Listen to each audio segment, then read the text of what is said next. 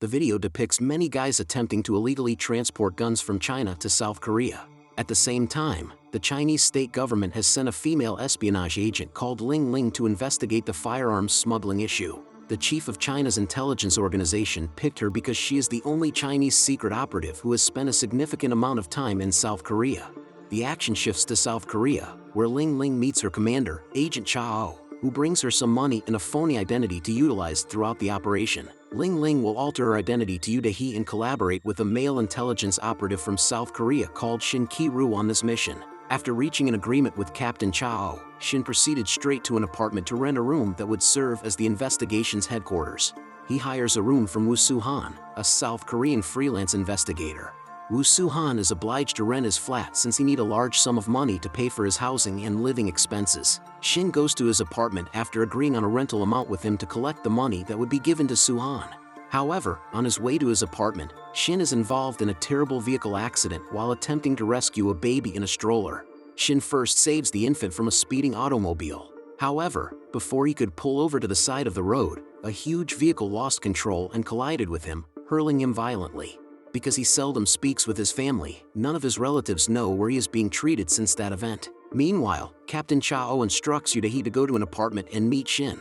When he entered Soo-han's chamber, Dahi assumed he was an agent for Captain Chao and promptly handed over the money he had given to her. Soo-han assumed that he was Shin's subordinate sent to purchase the flat at the time, so he agreed to whatever she said. Furthermore, she pledges to pay the whole rent for Soo-han's apartment if they solve the case. Dahi promptly detailed the handgun smuggling case to a guy called Park Do-sik after promising to collaborate. Unfortunately, just as Dahi was ready to discuss the matter further, a middle-aged lady approached Soo-han and asked for assistance in finding the lost dog. Initially intending to refuse the case since such instances were too difficult for him, Soo-han quickly accepted the case when the lady promised him some money in gold. Following the woman's departure, Dahi reiterates the gun smuggling case and Park Do-sik, who would be the object of their monitoring. Soo-han had inquired why she didn't turn over the issue to the police and let them handle it. The initial step is to tap into Park Do-sik's smartphone in order to obtain all info from it. And they had to travel to a dancing class in Gangnam to conduct the operation since Park Do-sik used to spend his weekends there. They went back the following day and claimed to be learning to dance salsa there. Soon after, Park Do-sik arrived at the location, just as Dahi had anticipated, and she approached him to encourage him to dance. Dahi stealthily snatched Park Do-sik's mobile phone and presented it to Soo-han while dancing with him. Soo-han went to the restroom after getting the cell phone to recover the data from it, but since Park Do-sik's mobile phone was too outdated, Soo-han couldn't hack it and could only read the texts on it. Soo-han returned to the dance floor after reading all of the texts on the mobile phone and placing the phone back in Park Do-sik's pants pocket. Soon after, Park Do-sik received a phone call and was forced to leave the cafe to answer it. But as he was on the phone, a mystery guy emerged out of nowhere and injected a substance into his neck. It didn't take long after the guy went for Park Do-sik for him to pass out from a heart attack. The police questioned everyone who talked to Park Do-sik before his death, including Soo-han and Dahi. The police decided to release them after they offered persuasive testimony. However, the head of the police inquiry ordered his guys to keep a close check on the two of them since their actions were suspicious. Soo-han informs them on the way back to headquarters that their agreement has terminated since their target has died and their goal has been done. However, Dahi disputes this and claims that they must continue to investigate the case because she believes the person who murdered Park Do-sik is the true mastermind.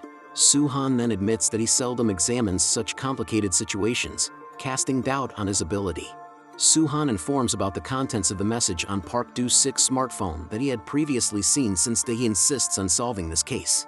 He recalls that before Park Do-sik died, he blackmailed and intimidated a man called Jun-hoon into handing him money.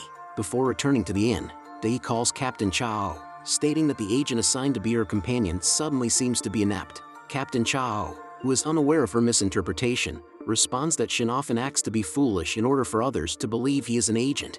The following day, while Soo-han is making some flyers to hunt for the missing dog, Dahi approaches him and asks him to assist him thoroughly solve this issue. She has learned that the leader of a South Korean mafia group was shot dead by someone, and she assumes that the perpetrator is the same person who assassinated Park Do-sik. Dahi needs someone with extensive knowledge of mafia groups, and Soo-han, who is acquainted with the old mafia gang, promptly gets her together with his contacts. Soo-han's co-worker tells that the mafia gang leader slain last night was involved in a fight with one of the most violent groups, the Axe Gang. The Axe Gang is notorious for its ruthlessness and willingness to go to extreme lengths to attain its objectives. As a result, his colleagues were certain that the individual responsible for the shooting was an Axe Gang member. After analyzing all relevant information, he determines that there may be a third party that wanted to instigate a conflict amongst mafia groups in order to earn greatly from providing weapons to these gangs. He and Suhan disguise themselves as cops and approach the Axe Gang boss to inquire about the shooting event the day before. The Axe Gang's commander claimed that he and his guys were not the masterminds behind the assault or shooting. Soon later, gunfire could be heard outside the Axe Gang leader's office. The bullets were fired by a group of masked guys who intended to assassinate the members and leader of the Axe Gang. Despite the fact that the Axe Gang's leader was slain in the assault, Suhan and Dahi escaped and were able to get the Axe Gang leader's personal mobile phone. Suhan and Dahi then went to one of their co-workers who knew how to hack a mobile phone. According to the information collected from the smartphone, the Axe Gang purchased multiple guns from someone a few days earlier. His colleague located the phone number of the individual who sold the guns and discovered that he was now in Seoul. Dahi and Suhan raced to Seoul to meet with the individual who sold the weaponry. When they got at that person's flat, the guy was already dead, hanging in the toilet. Dahi is certain that the guy was murdered by the same person who murdered Park Do-sik, but the perpetrator staged the crime scene to seem as though the victim died of natural causes. They assumed that everyone who had purchased weapons from that individual had been slain on purpose in order to eliminate evidence.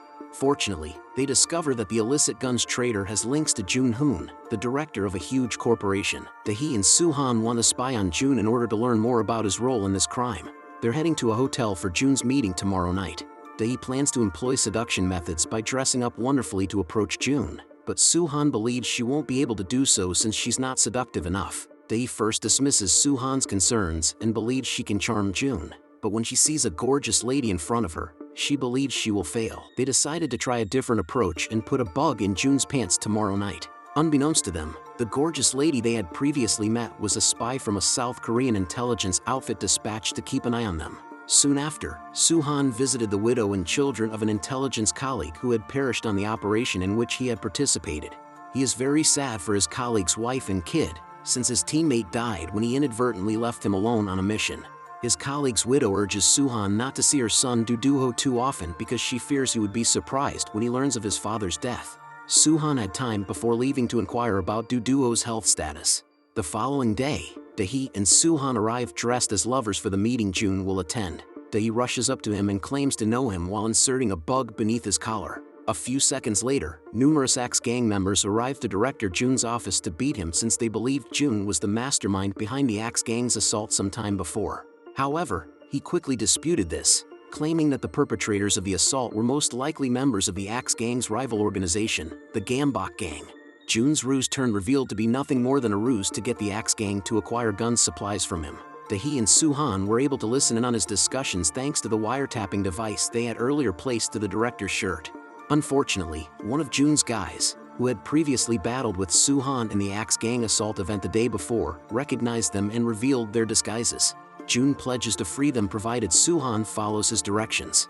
Some of his guys led Suhan to the front of a police station and instructed him to kill all of the cops there.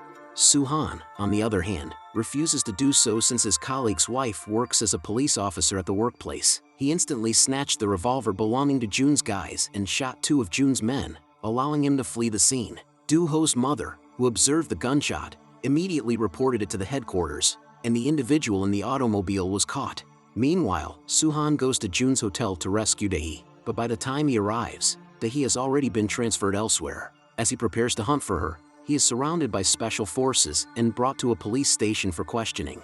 Because Suhan is a former South Korean espionage agent, a crew of Korean intelligence operatives arrives at the police station to take over the questioning procedure. The intelligence agent informs him that the female who has been working with him all along is a Chinese secret agent called Ling Ling. Suhan appears shocked when he hears this since he is unaware that Dahi is an undercover Chinese intelligence operative. The Korean intelligence agent informs Suhan that Dahi was brought to South Korea by the Chinese government to be sacrificed so that the Chinese government would have someone to blame for the illicit weapons smuggling case. Hearing this, Suhan became enraged since his boss had forced him to sacrifice his closest buddy on a mission for no apparent reason.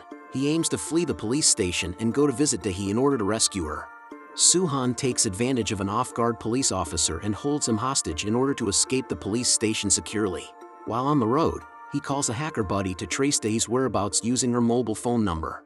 Jun's squad is also purchasing and selling weapons to the Axe Gang. However, the Axe Gang still felt he was the mastermind behind their boss's assassination, so they plan to assassinate Jun and his men.